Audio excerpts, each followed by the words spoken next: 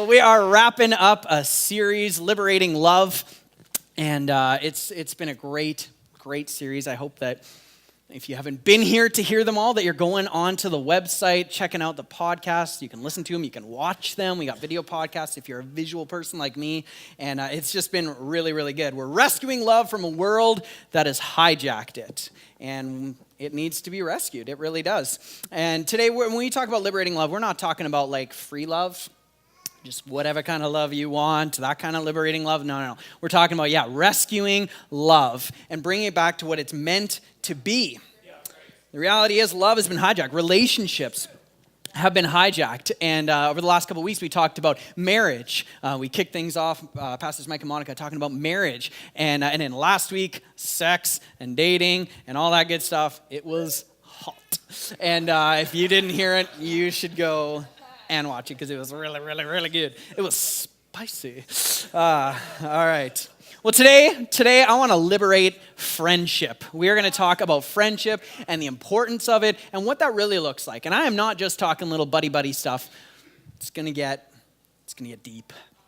Let me ask you this: this is a show of hands, who had a best friend when you were a kid? Like one specific is like, I had a best friend. And his name or her name was, totally. So most of us would have had a best friend. My best friend from ages 4 to 8, his name was Troy. Troy was my boy, and I lived in literally a village of like 60 people in Regan, North Dakota. And we climbed every tree in that place, and we talked about everything. We had important conversations, as important as it can get when you're 4 to 8, I guess. But it was still very good, and we knew we were going to be friends forever. We even spit shook on it. Anybody else ever did that? Do the spit shake? That's the real deal. That's right, it is legit. That's when you know. That's when you know. They should do it at weddings. If you really love me, you will spit on your hand and shake on it. No. Whatever. Okay, anyways. We knew we had a strong bond forever. The problem was life happens, and I moved away, and we didn't see each other anymore, and I grew up, and relationships just kind of changed. How many of you know when you're 4 to 8, your best friend, like that's a real, like there's nothing that complicates it, it's genuine, real, deep, committed friendship, and then things just start to shift in our lives, I've noticed, and it doesn't always work that way into adulthood. Maybe you can relate to this. Have you ever been in a crowd of people and still felt totally lonely?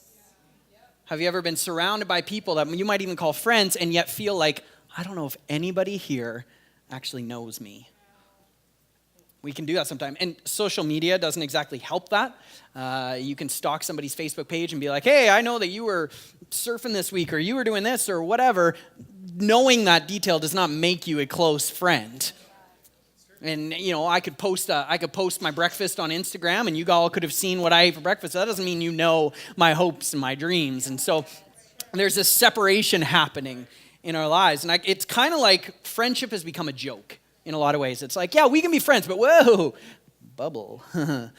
Arm's length, this is as close as I'm going to let you get. This is comfortable as I am. And for some people, it's like, okay, well, I can be close, but oh man, like a guy to be close with another guy or a girl with another girl, all of a sudden then there's like homosexual implications and we're wondering about what does that mean? So, have it made you awkward yet? Just wait. Just wait. It's going to be good. And, the reason is we're going to look at a relationship in the Bible that I believe is a fantastic, maybe the best example of what real friendship looks like. But it's also going to show you that we've got certain things in our lives that have been hijacked, certain thoughts. And you'll see that as you read the story, you're going to be like nodding in approval, like, yeah, that's awesome. And at the same time, you're going to be like, what does that mean? I don't know, man. You're going to get a little awkward. Just warning you in advance because I got your back. I want you to know. So, 1st and 2nd Samuel. This is where we're going today. 1st and 2nd Samuel is an incredible, true story of kings and princes and of love and betrayal and war and death and people, the tensions over who will rule. This was like the real Game of Thrones, people. This is the real thing right here. And it's the historical account of David, the son of Jesse, king of Israel and Judah from 1010 to 970 BC. It's real, look it up, real person. This really happened. This guy was a giant killer, a king, a poet, a husband, a father, and a friend. And peppered throughout his rise to power, we see this story, kind of like this subplot of this relationship, this friendship he has with this guy named Jonathan. Now, Jonathan is the son of the current king of Israel, Saul. And by all accounts, we've got this guy rising in power, and the son of the heir to the throne is befriending him and strengthening him, and really it was just like, what are you doing, man? That's not what you should be doing. You should be almost more like enemies. Like, keep this guy away. I got to protect my throne. But it wasn't like that. There was something very different about their relationship, and we're going to look at the story of Jonathan and David. And that's close to my heart because, hey, JD actually stands for John David. It's one word. John David comes from Jonathan and David. So my name is derived from the story. So the story right there. All right. Now, in one way or another, you've probably heard of David and Goliath. You might know the story. You might have heard it in Sunday school, or maybe you've just heard it from wherever. But David and Goliath, we've got little shepherd boy David who defeats Goliath, said it before, the ultimate warrior. I'm not talking the wrestler, but he is like the greatest warrior of all time, this giant, and he defeats him. And so this brings him kind of into stardom. Now people know who he is, and even Saul, the king, is bringing him under his wing and saying, hey, I want you to be the great warrior. I want you to come with me as a warrior. And Jonathan, Saul's son, heir to the throne, meets him for the first time. And we're going to take a look at their first meeting. Are you ready? Because this is going to get good and weird. Okay.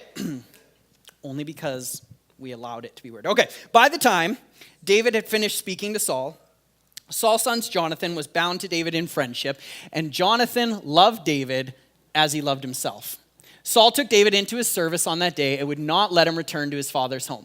And Jonathan made a covenant with David because he loved him as he loved himself. He took off the robe he wore, he gave it to David, and also his armor, sword, bow, and belt, symbolically transferring to David his right to ascend the throne. Wow, that is powerful. But the other thought that probably went through your head was, it's kind of weird. Like, they just met, and he loves him as he loves himself. Like, that sounds more like love at first sight kind of a thing. And sorry, let's read that again. Did he get naked? I'm not sure if I'm interpreting right. What? I don't know what's happening here. So that was one of the eyebrow raiser moments, and that's fine because we wonder about this stuff. Like, am I the only one getting weirded out by this? But throughout this whole Game of Thrones drama, Jonathan was loyal to David.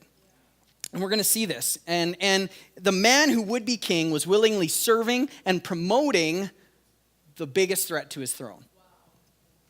Saul, on the other hand, was not a supporter and did not like this. He was angry, he was jealous, he was threatened by what was happening, and so he tries to kill David.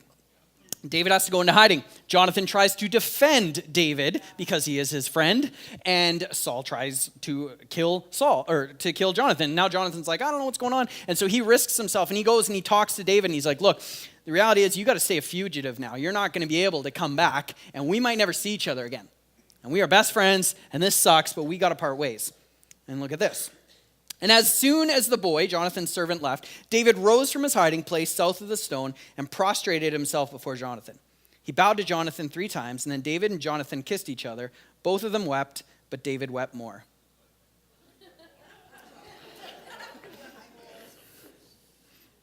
Crying, kissing, not your typical buddy-buddy story, am I right?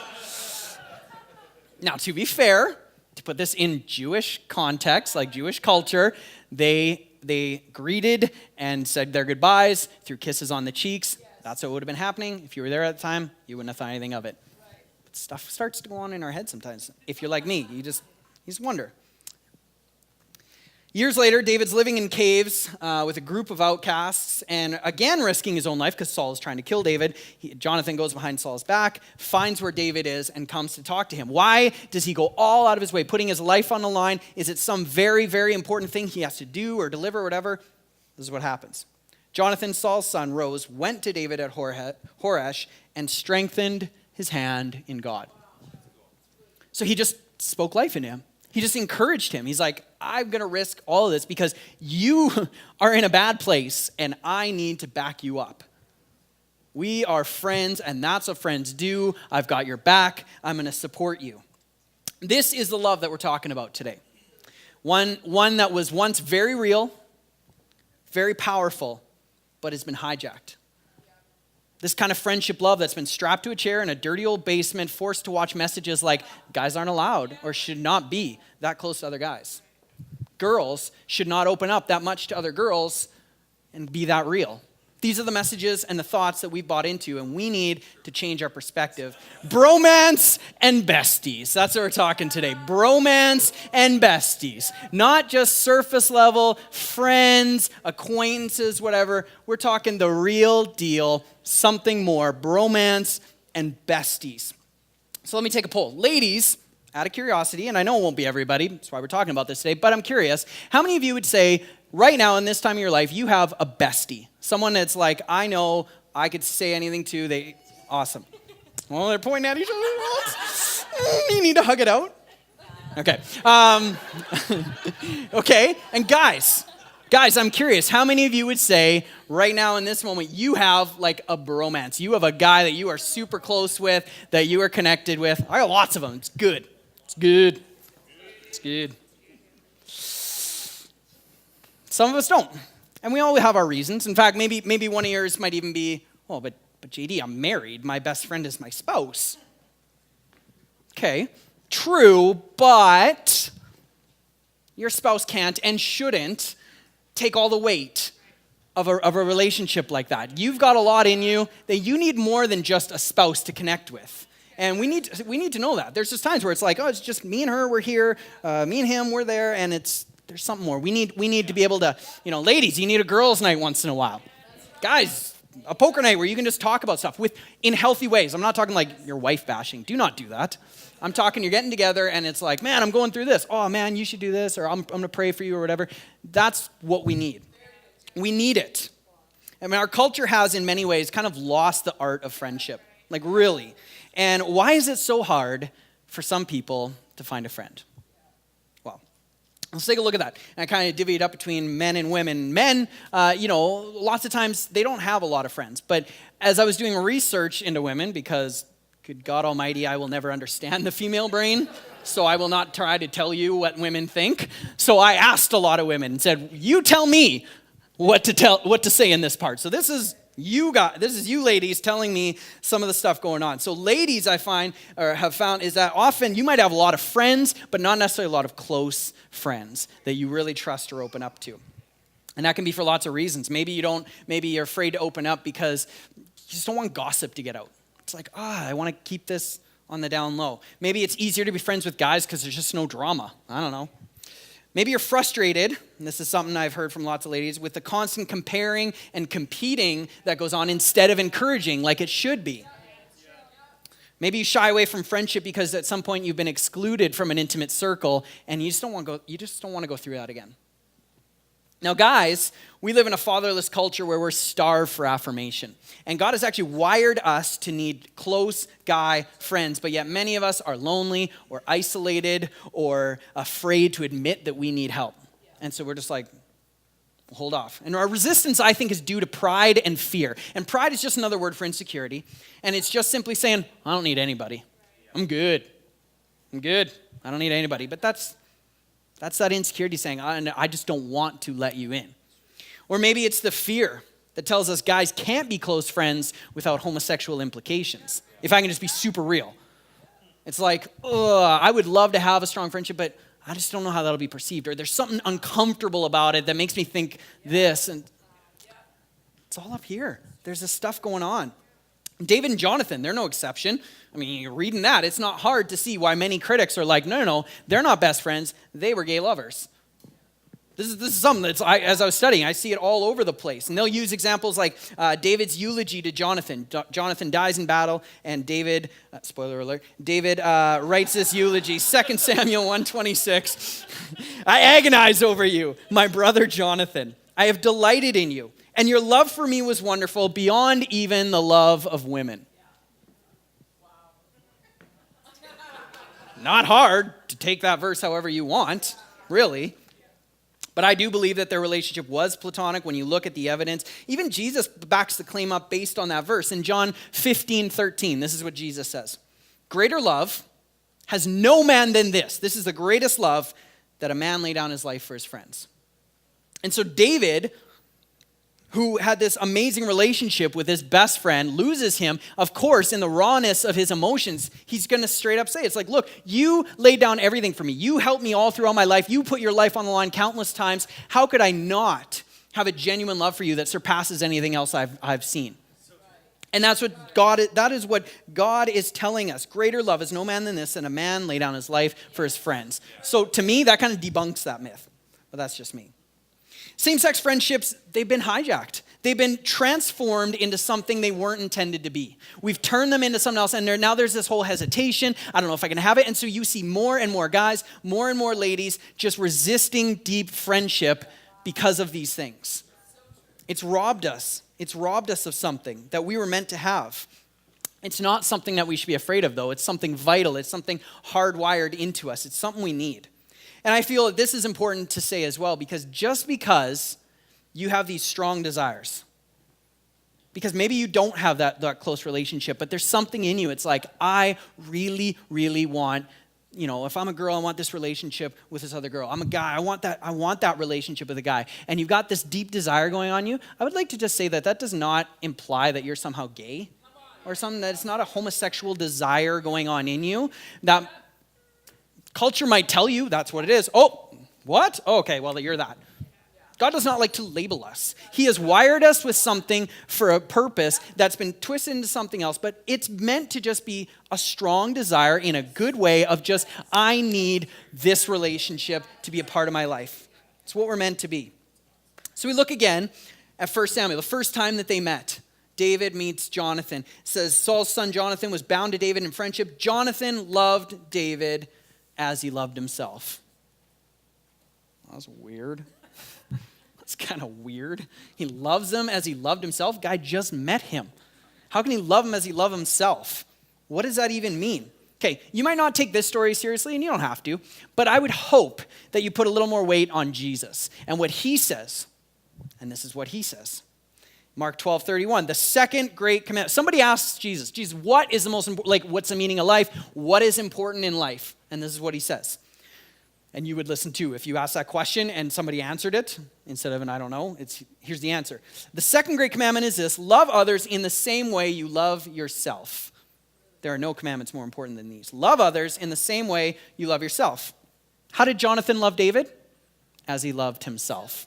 Really good. So I look at that and I say, okay, I don't think Jonathan had anything weird going on. I think he was just super ahead of the curve. Before Jesus was telling us to love others as we love ourselves, Jonathan was already doing it. He got it. God had already downloaded that into him, and he had that, and he embraced it because that's who he was. Look at the way Jonathan, we've already seen, the way he connected with David. It's like, okay, he gives him his robe, his armor, sword, bow, belt, symbolically transferring David his right to ascend the throne. He's giving up everything to him. And then later, it's like Jonathan, Saul's son, went to David at Horesh, strengthened his hand in God. What is he doing? He's empowering him, just like we can do. We can step past what's expected.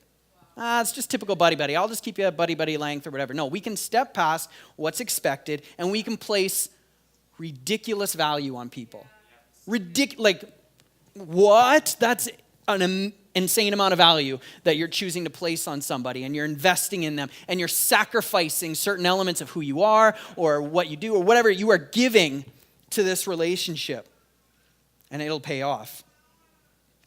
The story of Jonathan David, that's how friendship really used to be. And the reality is the world's kind of scammed us. It's kind of pulled a scam on us and said, I'm going to trick you, I'm going to tell you this, but really I'm going to rob you of this, and you didn't even see it coming. And now we've been robbed of something that I believe God has been and is even today restoring to us. The ability to have healthy same-sex relationships in an absolutely pure, proper sense that is just God-honoring and that brings such fulfillment to our lives that we need. So now that we see the value and importance of that, how do we get it? How do we actually get those kind of relationships. Maybe you're really good at it already.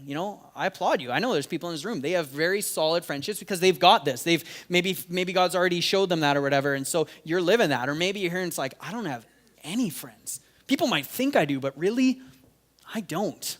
And so how do we do that? If we really realize the power that comes with it, what do we do about it? Well, first off is do not look for that perfect friend. Be the perfect friend. Just work on yourself. Just start there. Do not go hunting, throw it out on Kijiji, looking for bestie, looking for a bromance who wants to hit me up. No. No. Just start by being who you need to be. And you're going to build those connections naturally. And you're going to the more God is in you, you're going to invest into others and you're going to build that relationship. Friendship takes work. Say that. Friendship takes work.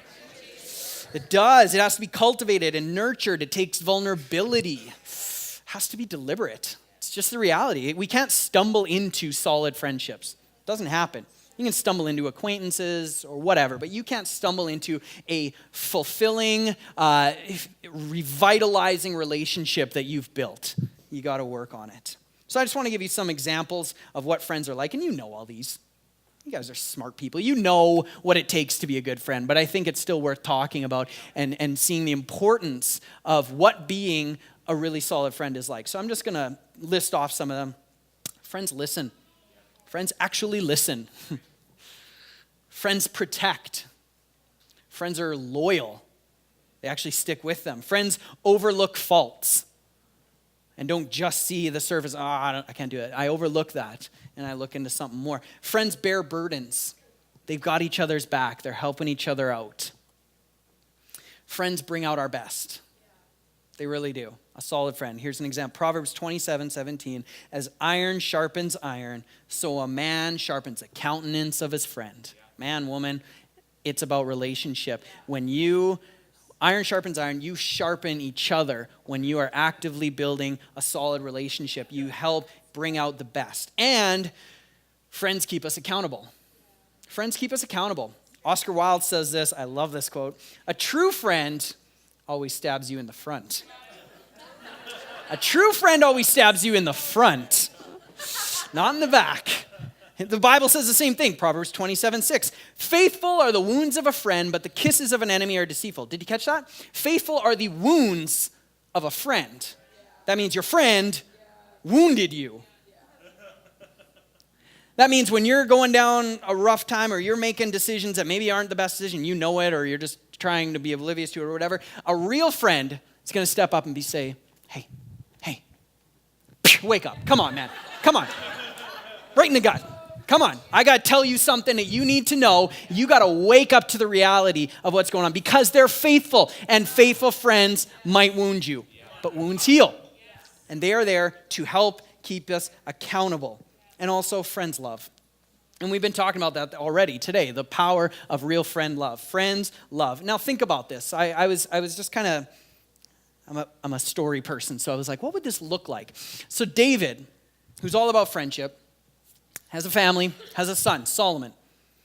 And little Solly's tucking little Solly in at night. And he's like, gets Solly in his prince bed or whatever he's got. And Solly looks up and, Daddy, can you tell me a story? Because he sounds like Elmo, I'm sure. But can you tell me about Goliath, how you beat Goliath? Oh, I've told you this a million times. No, I want to tell me again. Tells him the story, how I used my sling and I beat Goliath. Oh, such a good story, Daddy. Okay, good night, Solly. Daddy, wait. Can I have one more story? Can you tell me about your friend Jonathan? Tell me about Jonathan, Daddy. Tell me about Jonathan. Tell me about your friendship. So Solomon, who, by the way, is the writer of Proverbs, which I had just been reading, a whole bunch of those, talking about friendship. Yeah. He didn't just get a God download. He did, to be able to write this for us. God worked through him. And so God was telling him things, but he also saw firsthand. He was able to see from stories from his father and watching who his father was, wow, there's power in friendship. And so he continues to Proverbs is full of examples of how to be a friend, what to do. Go read Proverbs. It's good. Proverbs 17:17, a friend loves at all time, and a brother is born for adversity. A friend loves at all times. So I believe that deep friendship love has been liberated. God is liberating. He's turning it around. He is restoring it to what it's meant to be, and we need it. Now, if you're not a Jesus person or a church person, it's fine. You can take all the God stuff, throw it to the side. This is still good advice, just in life. Just like normal relationship. Oh yeah, I could be loyal to friends. Oh yeah, I could, do this, or oh, I could look for that. Okay, that's great. But if you're in this room and you call yourself a Jesus follower, most probably do. If you are actually trying to walk the walk, this isn't like optional. You have to do this. I'm not kidding. You have to do it. I'll show you. Philippians 2, 1-2.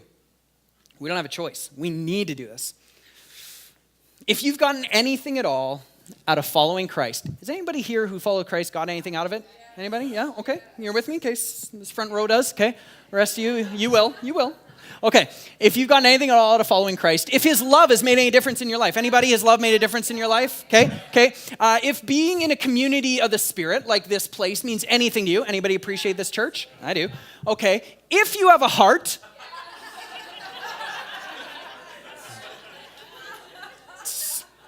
I don't know what to say to the rest of you. I thought you did. Okay. If you have a heart, if you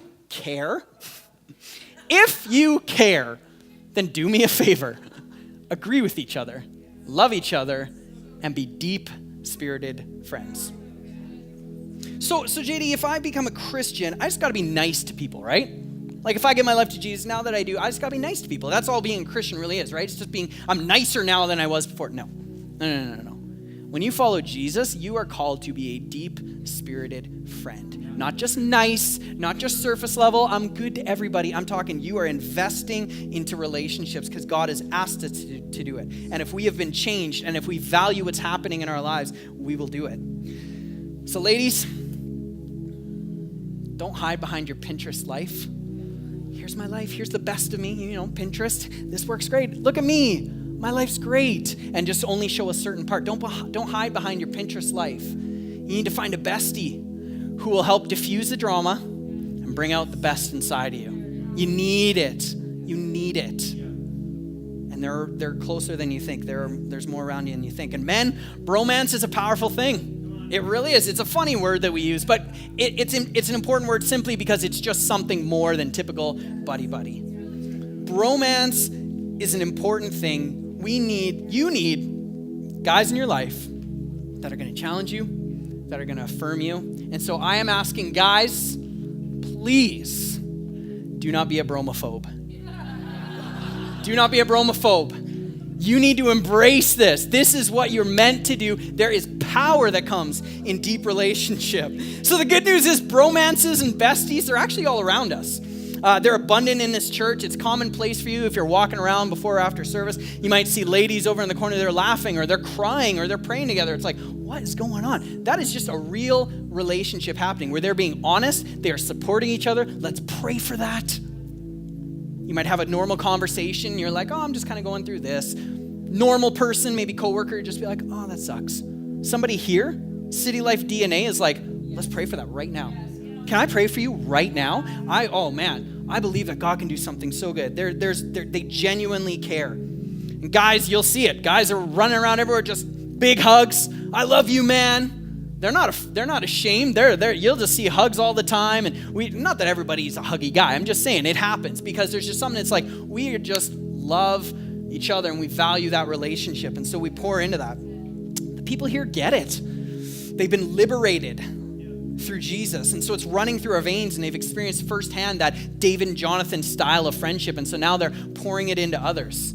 And that's City Life DNA because we choose we over me. At City Life, we choose we over me. We believe it's not just about coming here and what do I get out of it, but this is what God can do through me and I'm going to invest in others. And if that's weird to you, it's only because we've forgotten that we've been scammed.